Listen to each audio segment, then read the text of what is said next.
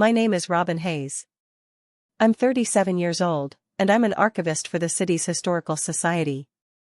3 days before Christmas, my phone buzzed with a text message from my mother. It wasn't unusual for her to send last-minute instructions or passive-aggressive reminders about holiday preparations, but the words that appeared on my screen made my breath catch in my throat. Your father and I have decided it's best if you don't come for Christmas this year. Robin is not invited. The message was blunt, devoid of any attempt at softening the blow. It was a digital slap across the face, delivered with the cold efficiency of someone closing a door permanently. I stared at the screen, the festive red and green background of my mother's contact photo mocking me. My first instinct was a hot, stinging rush of humiliation, followed by a strange, hollow calm. I wanted to call her, to demand an explanation, to plead, but something stopped me. A quiet voice in the back of my mind whispered that this was a test, a final push for control, and that my response would dictate not just this Christmas, but every future one. What I didn't understand yet was how this single, brutal text would finally shatter years of carefully constructed family illusions and clear a path for a very different kind of peace. To understand why this moment felt like both a shock and an inevitability, you need to know a little about my family, particularly my mother, Evelyn. She was a woman who curated her life with the precision of a museum exhibit, and our family holidays were her grandest installations. Every detail, from the starched linen napkins to the exact placement of the ceramic angel atop the Christmas tree, was meticulously planned and executed according to her vision. That angel, hand-painted with delicate gold wings and a serene expression, had been the centerpiece of our tree for as long as I could remember. It was a symbol of perfect family harmony, a harmony that often felt forced and fragile beneath my mother's watchful eye. My older brother, Mark, 41, was the golden child, the one who effortlessly fit into my mother's narrative. He was agreeable, successful, and rarely challenged her. I, on the other hand, was the sensitive one, the questioning one. My job as an archivist, sifting through historical records and preserving the truth, had perhaps honed a natural inclination to look beyond the surface, to question narratives. This didn't sit well with Evelyn. Our relationship had always been a delicate dance of unspoken expectations and subtle criticisms, especially around the holidays. I always tried to smooth things over, to be the peacemaker, because deep down, I craved that picture-perfect family Christmas my mother so expertly staged. The cracks in this carefully constructed facade had been widening for months, but the true fracture began about 6 weeks before Christmas, during our annual Thanksgiving dinner. Mark had recently married Sarah, a kind and spirited woman who worked as a freelance graphic designer. Sarah was new to our family's peculiar dynamics, and she had a refreshing honesty that often clashed with my mother's preference for polite artifice. During dinner, my mother made a cutting remark about Sarah's unconventional career choice, implying it wasn't stable enough for Mark. Sarah, instead of shrinking, simply smiled and said, "It pays the bills and I love it, Evelyn." What more could I ask for? The air in the dining room thickened. My father, Robert, cleared his throat and looked down at his plate. Mark shifted uncomfortably. My mother's smile didn't waver, but her eyes narrowed just slightly. It was a micro-expression I knew well. I saw the hurt flicker in Sarah's eyes, and before I could stop myself, I interjected, "Actually, Mom, Sarah's work is incredibly in demand. She just finished a huge campaign for a national nonprofit." My voice was calm, but firm. My mother turned her gaze to me, her smile now a little too fixed. "Well, isn't that nice, dear," she said, her tone dripping with saccharine disapproval.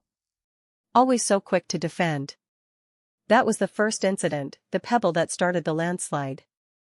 From that day on, my mother's passive-aggressive tactics escalated. My phone calls went unanswered for longer periods. Group texts about Christmas planning, which usually included me, suddenly excluded me from specific details about menu choices or gift assignments. When I asked Mark about it, he just mumbled, "Mom's just a little stressed, Robin. You know how she gets around the holidays." I knew. I also knew it was more than stress. I sent her a carefully chosen gift, a rare edition of a gardening book I knew she'd been wanting, hoping it would bridge the growing chasm. It didn't. A week later, the demand came. My mother called me, her voice clipped and formal. She didn't mention the gardening book. Instead, she launched into a monologue about respect and family harmony. "Robin," she began. "Your father and I have been very concerned about your attitude lately. Your outburst at Thanksgiving was completely out of line. Sarah is new to the family, and she needs to learn our ways, not be encouraged to disrespect her elders." I listened, my grip tightening on the phone. "Mom," I said, trying to keep my voice even, "I wasn't disrespectful. I was simply defending Sarah from an unfair comment. She's a part of our family now, and she deserves kindness, not veiled insults." There was a sharp intake of breath on the other end. "Unfair," she repeated, her voice rising. "I was merely expressing concern. You always twist things, Robin. You always have to be right. If you want to be part of this family, you need to learn to apologize when you've caused an upset. We can't have this kind of negativity spoiling Christmas." It was an ultimatum, plain and simple. Apologize for defending someone, or face the consequences. I refused. "I can't apologize for standing up for what's right, Mom," I told her, my own voice now trembling slightly. "If that means I'm negative, then I guess we see things differently." The line went silent for a moment, then she said, "Think about what you're saying, Robin. Christmas is important." I thought about it. I thought about all the Christmases where I'd bitten my tongue, smoothed things over, and played the part of the agreeable daughter, all for the sake of that elusive family harmony. I thought about the ceramic angel, perched on top of the tree, looking down on a scene that was often anything but serene. This time, I couldn't. I wouldn't. I didn't call her back. 3 days later, the text arrived, the one that explicitly stated, "Robin is not invited." The words were a bitter confirmation of what I already knew. My mother prioritized her control and her carefully constructed image over genuine family connection. She wasn't just banning me from Christmas dinner, she was banning me from the version of family she insisted on creating, a version where dissent was not tolerated. I spent the next few hours in a strange fog, the hum of the refrigerator the loudest sound in my quiet apartment. My husband, David, found me staring blankly at the wall when he came home. He read the text over my shoulder, his face hardening. "That's it, then," he said, his voice quiet but firm. "No more begging for scraps, Robin." David had witnessed years of this dynamic, always encouraging me to set boundaries, to protect my own peace. He knew this ban wasn't just about a single argument, it was the culmination of a lifetime of my mother's emotional manipulation. I realized then that my mother wasn't just trying to punish me, she was trying to force me back into line, to make me grovel and admit she was right. But this time I wouldn't. This time, her power play would fail. My preparation was simple, I would not engage in the drama. I would not call, I would not text back to argue, and I certainly would not show up at their door. I decided to send one final message, not to plead, but to acknowledge their decision and to clearly state my own position. I drafted it carefully, much like I would a formal letter in my archival work, ensuring every word conveyed dignity and finality without aggression. "Mom and Dad," I wrote, "I've received your message.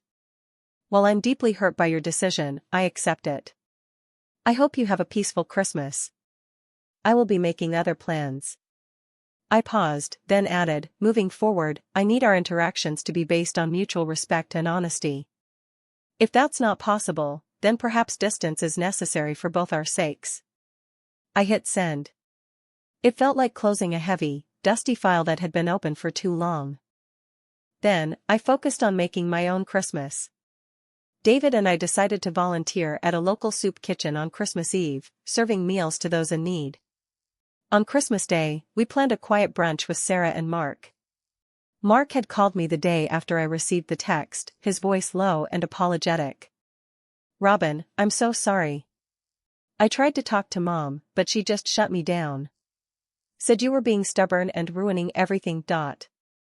He sounded genuinely distressed. "It's okay, Mark," I told him, "I understand. But I won't be playing that game anymore." He confessed that he and Sarah were also tired of the constant tension and were planning to spend Christmas morning quietly at their own home before joining my parents later. It was a small victory, knowing I wasn't alone, and that even Mark was starting to see the cracks. Christmas Eve arrived. David and I spent the morning at the soup kitchen, surrounded by people who were grateful for a warm meal and a kind word. It was a stark contrast to the performative perfection of my mother's holiday, and it filled me with a quiet joy I hadn't expected. Later that evening, as we put up our own modest tree, David carefully placed a small, silver star at the very top. "Our own tradition," he murmured, squeezing my hand. Christmas M. Warning, I woke up feeling light, not heavy with dread. My phone remained silent from my parents, which was exactly what I wanted. Mark and Sarah arrived for brunch, bringing pastries and a bottle of sparkling cider. Sarah gave me a warm hug. "Thank you for standing up for me, Robin," she whispered. It meant a lot. We talked, laughed, and ate without the usual undercurrent of tension. It was the most genuinely peaceful Christmas I had experienced in years. Later that afternoon, a text came from my mother, not directly to me, but to Mark, which he forwarded. "Robin didn't even call," it read, laced with thinly veiled accusation. "She clearly doesn't care about family." Mark added his own message, "Don't rise to it, Robin. Just enjoy your day." My mother's reaction was predictable. She expected me to crumble, to beg for forgiveness, to reaffirm her control. My silence, my refusal to engage, was her worst nightmare. She couldn't manipulate me if I wasn't playing her game. In the weeks and months that followed, my relationship with my parents shifted dramatically. I didn't cut them off entirely, but I maintained a firm boundary. I responded to their calls or texts only when I felt ready, and I politely but firmly ended conversations if they veered into criticism or manipulation. My mother tried a few times to re-establish her old patterns, sending passive-aggressive messages about my absence or lack of family spirit. But I simply didn't engage. My father, surprisingly, started calling me more often, just to chat about mundane things, without my mother on speakerphone. It was a small, fragile bridge, but it was real. The ceramic angel still sat atop my parents' tree that year, I imagined, a silent witness to a forced harmony. But for me, that angel no longer symbolized family. It symbolized a past I was finally free from. My own Christmas, with David and with Mark and Sarah, was imperfect, but it was filled with genuine connection and quiet joy. It was a Christmas built on respect, not on obligation. And that, I realized, was a far more beautiful tradition than any perfectly placed ornament could ever represent.